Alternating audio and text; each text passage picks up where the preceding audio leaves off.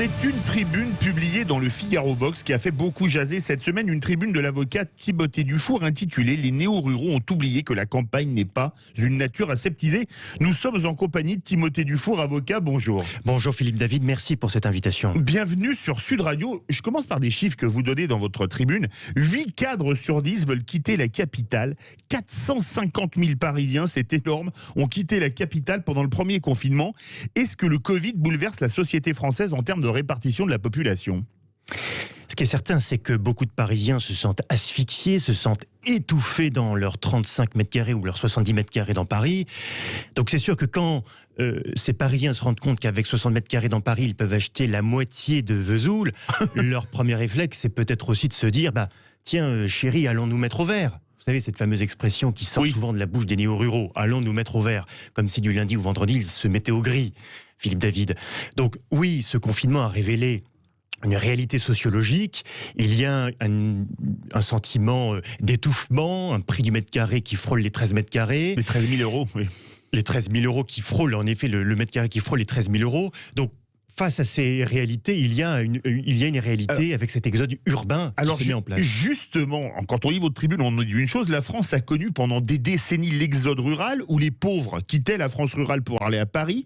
Est-on en train de vivre un exode urbain avec les riches qui quittent Paris pour aller dans les territoires ruraux ?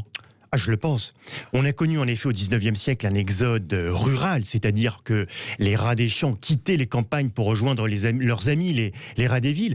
Aujourd'hui, on a un phénomène un peu inverse, c'est-à-dire qu'on parle, c'est une réalité encore une fois de plus sociologique, on a un exode urbain, c'est-à-dire que vous avez aujourd'hui des citadins, et je cite un certain nombre de sondages publiés en août dernier, qui montrent que plus de 8 cadres sur 10, vous l'avez dit, veulent quitter la ville pour rejoindre la campagne. Ce qui n'est pas censé poser des problèmes de cohabitation. On va peut-être d'ailleurs en parler. C'est là où on va attaquer, parce que l'adaptation de ces urbains ne se passe pas très bien, puisque le nombre de litiges opposant ruraux et néo-ruraux est en augmentation. Alors il y a un rapport parlementaire qui a été fait par le député Pierre Morel-a-L'Huissier, et qui fait apparaître que près de 1800 demandes au titre des nuisances environnementales sont recensées par la chancellerie, et 490 recours contre les troubles anormaux de voisinage qui auraient été soumis à la Cour de cassation. C'est-à-dire après 2 procès en première instance et en appel. C'est totalement hallucinant. Ce que vous dites à l'instant, ça démontre une seule chose. Je vous cite, c'est vous qui écrivez. Tout à fait, c'est d'ailleurs cité, c'est l'extrait même du rapport parlementaire. Ce qu'il y a, c'est qu'il y a une multiplication des recours aujourd'hui, intentés par des néo-ruraux, c'est le cas de le dire, contre des ruraux. Pourquoi ? Parce qu'aujourd'hui, vous avez un certain nombre de personnes qui ne supportent plus le chant du coq, le chant de la cigale, le carillon des cloches, le meuglement des vaches. Et malheureusement, c'est triste, parce que si vous voulez, Philippe David, on introduit d'une certaine manière l'ours dans les Pyrénées, et finalement, on nous enlève les coqs des campagnes, ce qui pose quand même un problème. Donc, cette proposition de loi... C'est le moins qu'on puisse dire. Ce qui pose un problème. Donc, cette proposition de loi qui vise justement, qui va passer d'ailleurs au Sénat la semaine prochaine, qui vise à protéger le son du coq et l'odeur du fumier, qui nous est cher, ça nous rappelle quand même des souvenirs d'enfance chez la grand-mère. Donc, il s'agit de rappeler des bases. Lorsqu'on est à la campagne, c'est aussi un espace de travail, et c'est un espace aussi où il y a des odeurs inhérentes à la campagne. Absolument, mais Timothée Dufour, les coqs ou les cigales sur le banc des accusés, vous qui êtes avocat, est-ce qu'on vit pas une drôle d'époque ? Drôle d'époque, certainement. Ça démontre quoi ? Excusez-moi, on m'aurait dit il y a 30 ans qu'un jour il y aurait les coqs ou les cigales sur les bancs des accusés d'un tribunal, je me serais quand même posé des questions. Alors, vous parlez de Maurice. Maurice est passé par le coq. Par le prétoire. Tout le monde a entendu parler de ce coq Maurice. Dernièrement, vous avez des vaches qui sont passées devant le prétoire, comme vous le savez, à Dainville. Donc, vous avez en effet aujourd'hui un certain nombre de nuisances liées à des odeurs, liées à des sons d'animaux. Aujourd'hui, c'est symptomatique peut-être d'un problème de cohabitation.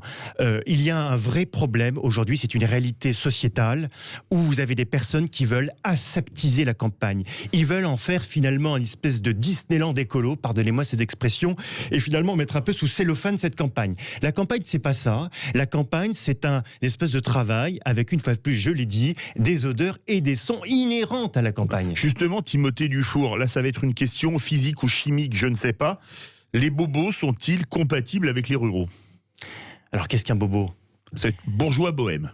Bourgeois bohème. Alors, Il faut dire que les bobos, je les comprends aussi, ils ont une envie inhérente de quitter le macadam parisien et de rejoindre la campagne. C'est normal. Moi, je reste convaincu que chacun a y apporté et va pouvoir apporter quelque chose dans ce débat-là. Les ruraux ont à gagner de voir les bobos arriver et les bobos ont à gagner à aller vers ces ruraux. Pourquoi ?